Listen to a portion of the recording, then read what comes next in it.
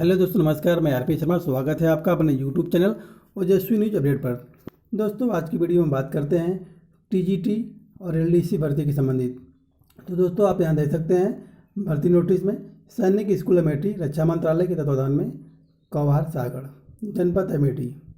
इसमें दोस्तों आप देखते हैं कि टोटल भर्ती आपकी 15 है, यानी कि पदों की संख्या 15 है, जिसमें टीजीटी और एलडीसी दोनों हैं।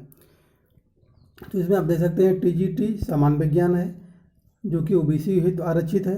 और इसमें योग्यता आपको पता है कि टीजीटी के लिए आपको बीएड तो मस्ट होना चाहिए।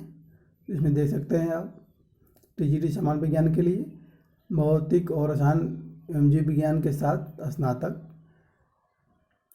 और आपको एनसीईआरटी क्षेत्रीय महाविद्यालय से बीएससी 8 या बीटेक एनसीईआरटी क्षेत्रीय कॉलेज अथवा केंद्रीय सरकार या राज्य सरकार द्वारा आयोजित शिक्षक पात्रता परीक्षा में उत्तीर्ण रहिए, और से है अंग्रेजी भाषा शिक्षण में प्रवीणता।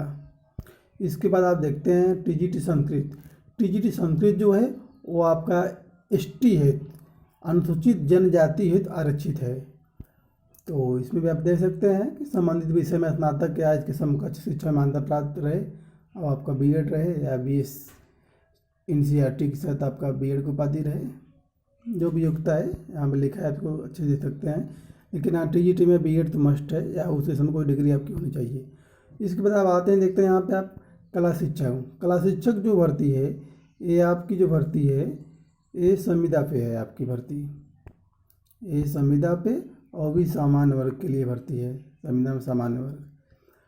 तो इसमें देख सकते हैं कि किसी मान्यता प्राप्त संस्थान से न्यूनतम 2 वर्ष की पूर्णकालीन डिप्लोमा के साथ ड्राइंग और पेंटिंग या फाइन आर्ट में स्नातक, ये है। और फिर अथवा करके लिखा है कि किसी विश्वविद्यालय से ड्राइंग और पेंटिंग, ललित कला में प्राध्यापक, अथवा पेंटिंग में हायर सेकेंडरी या इंटरमीडिएट या सीनियर सेकेंडरी न्यूनतम 4 वर्ष का पूर्णकालीन डिप्लोमा। फिर इसके बाद आप आते हैं, देखते हैं चौथी जो भर्ती है इसमें पीटीआई अर्थात PEM कम मेंटेन, लेकिन ये केवल महिलाओं के लिए है, और ये भी संविदा पे है और अनारक्षित है, यानी कि सामान्य महिलाओं के लिए है। इसमें भी आप देख सकते हैं कि शारीरिक शिक्षा में स्नातक, बीएड, ये सब लिखा है। इसके बाद आप आते हैं दोस्तों, देखते हैं प्रशासनिक स्टाफ में आप देखते हैं तो एलडीसी स्टोर है, और चौमे मैट्रल केवल महिला है। तो इसमें आप देख सकते हैं कि आवश्यक योग्यता में किसी मान्यता प्राप्त या विश्वविद्यालय सीनियर सेकेंडरी या समकक्ष परीक्षा में उत्तीर्ण, और अंग्रेजी में न्यूनतम 40 शब्द प्रति मिनट टाइपिंग होनी चाहिए।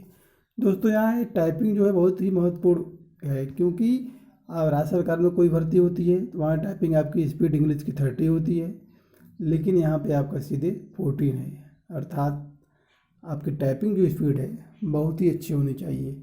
और तीसरी चीज़ इसमें लिखी है कंप्यूटर में दक्षता, यानी कि MS वर्ड संबंधित आपको नॉलेज होना चाहिए, अब आपके पास डिग्री ग्रेजुएशन होनी चाहिए। और फिर वाले में देखते हैं मैट्रन केवल महिला, संविदा अनारक्षित, यानी कि संविदा सामान्य के लिए, महिलाओं के लिए है। तो इसमें आप देख सकते हैं किसी भी विश्वविद्यालय से मैट्रिक समकक्ष उत्तीर्ण परीक्षा हो, और धाराप्रवाह अंग्रेजी बोलने में आपको सक्षम होना चाहिए। फिर इसके बाद आपको नीचे ले चलते हैं, लिखा है सामान्य कर्मचारी इलेक्ट्रीशियन कम ऑपरेटर, ठीक। इसमें आप भी देख सकते हैं सीनियर सेकेंडरी उत्तीर्ण होना चाहिए, अर्थात इसमें ITI मांगा है। जैसा भी पद है उस अनुसार उसके अनुरूप योग्यता दिया हुआ है।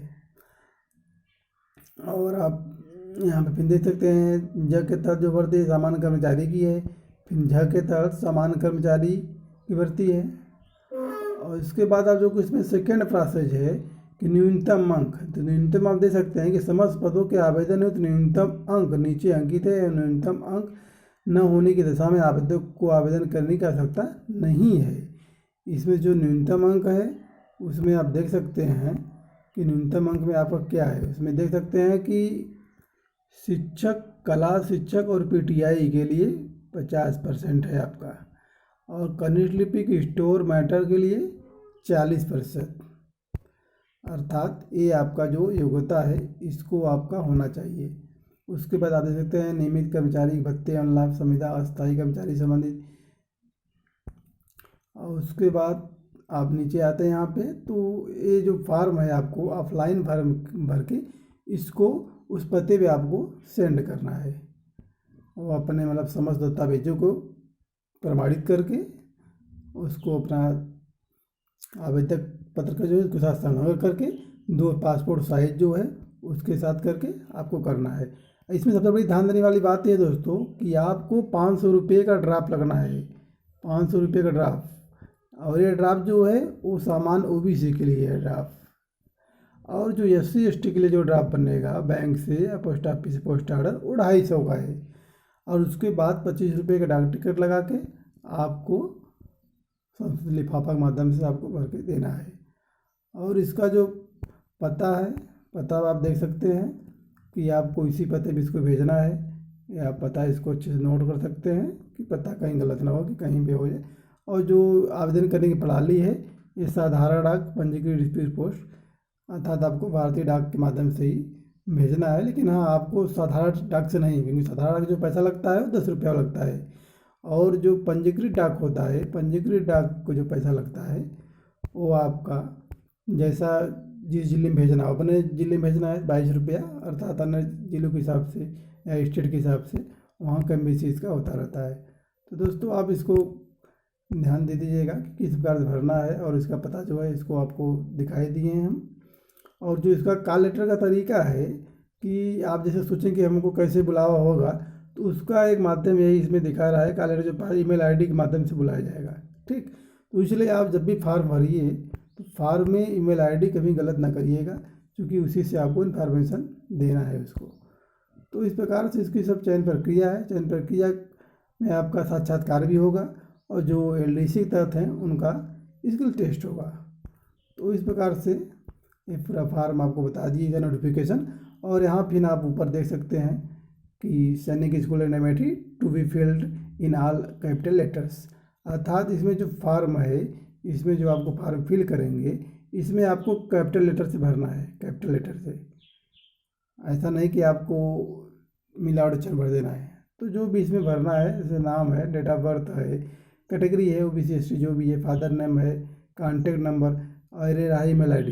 तो दोस्तों आपको email ID जो है बहुत ही बारीक भरना है, क्योंकि इसी से सारा आपका मैसेज आएगा जो भी होगा।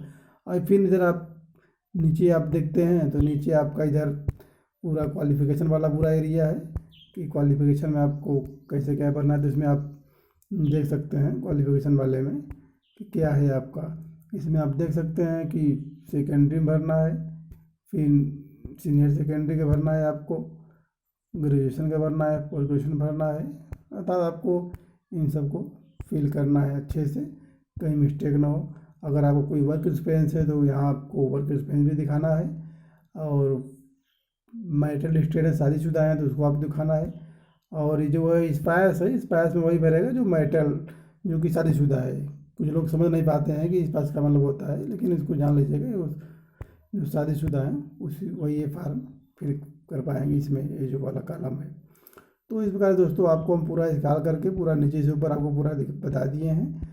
और आपको कोई दिक्कत होगी कमेंट के माध्यम से आप पूछ सकते हैं, कोई भी एनी सजेशन लेना होगा तो आप इसको भर के और इसको उचित समय तक, क्योंकि इसका समय डाक से जाएगा, आप ऑनलाइन तो है नहीं कि आप भर दिए तुरंत पहुंच गया, क्योंकि इसका समय भी आपको यहाँ 8 मई तक है। तो 8 मई तक आपको जो भी पता है इस पते पे आपको पहुंच जाना चाहिए। वैसे तो पोस्ट ऑर्डर में पहले तो हम लोग कई लोग का फार्म देखे हैं कि पोस्ट ऑर्डर वाले फार्म में या जो मतलब कि फार्म डिमांड ड्राफ्ट वाले होते हैं, लेट पहुंचने के बाद भी कभी कभी मान्य होता था। लेकिन ऐसा आप लोग मत करिएगा, क्योंकि अब सिस्टम बदल चुका है। तो इसलिए आप इसको नियत समय पे समय से भर के 8 मई तक, उस 8 मई तक 4 या 5 बजे तक उस ऑफिस में वहाँ पे पहुँच जाना चाहिए। जैसे वहाँ पहुँच जाएगा 8 मई तक आपको मान्य हो जाएगा। तो दोस्तों कहीं ना कहीं आपके लिए भर्ती आई है तो इसको आप भर दीजिए, क्योंकि इसमें कोरोना सेकेंड स्टेज के चलते भर्ती वैसे भी कोई नहीं आ रही है। एक आई है UP TGT PGT की, तो आप देख ही रहे हैं कि ये तो विगत 6 महीने से चल रही है और डेट बढ़ते चला जा रहा है। जबकि सबको पता है कि सुप्रीम कोर्ट ने आदेश दिया था कि चयन बोर्ड द्वारा कि 2021 जुलाई तक इस भर्ती को पूरा प्रोसेस कर लेना है।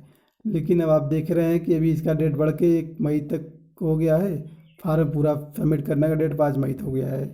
तो ऐसे में तो जुलाई में होना तो संभावित है, क्योंकि चयन बोर्ड का आज तक का अपना एक वादा रहा है, एक गरिमा रही है कि बिना 7-8 साल में भर्ती कोई पूरा नहीं कर सकती है। तो ऐसे में इसके ऊपर विश्वास करना वो नहीं है, कोई विश्वास कर ले भैया ये पूरा हो जाएगा।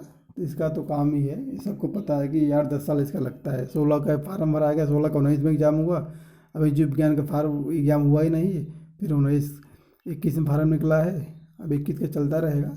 तो ऐसे में आप सैनिक स्कूल अमेठी का फार्म आप फिल कर दीजिए, भले ही कम पद है लेकिन तैयारी रहेगी तो एक पद ही बहुत बड़ी बात होती है। तो कहीं ना कहीं केंद्रीय भर्ती जो होती है उसका प्रोसेस बहुत अच्छा होता है और आपको सही समय पे सफलता मिल जाती है। और राज्य सरकारी नौकरी तो आप आते आते ओपरेज हो जाते हैं, जो तो आपको पता ही है सभी दोस्तों को। जैसे भी एसआई का ही है, 10 साल बाद आती है भर्ती, 5 साल बाद आती है, लोग एक्सपायर हो जाते हैं। तो इसलिए केंद्रीय भर्ती ज़्यादा फोकस करिएगा। जिनका भी है उम्र सीमा इसके अलग अलग हैं, किसी में 50 ईयर है, 18 से 50 साल है, किसी में कैसे 50 है, जैसा योग्यता है उस हिसाब से अपना दिया गया है। तो इस बार दोस्तों हम इस वीडियो के एंड करना चाहते हैं और इस वीडियो को आप ज़्यादा से ज़्यादा शेयर लाइक करिएगा और हमारी ऐसे ही नई खबर पाने के लिए हमारे चैनल को सब्सक्राइब करना न भूलें दोस्तों। धन्यवाद दोस्तों, नमस्कार।